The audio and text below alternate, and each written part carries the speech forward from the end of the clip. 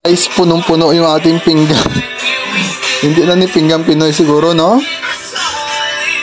Meat, salad, egg, tapos may dinuguan, tapos may gamay na fish, din rice. Pero hindi ko na maubos ang rice. That's it. It's so full, guys, oh. Tapos mamba ka mo nga diet ko.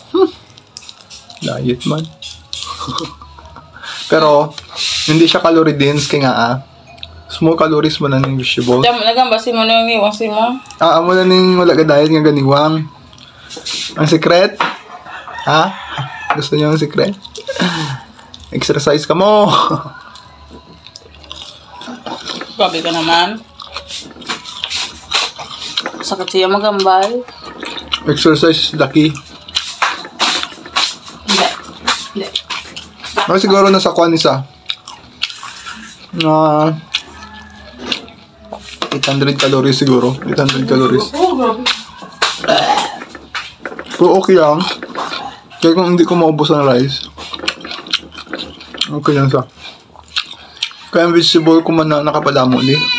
Kung wala ng vegetable, gamay-gamay niya ang pan. Gamay-gamay niya akong plate.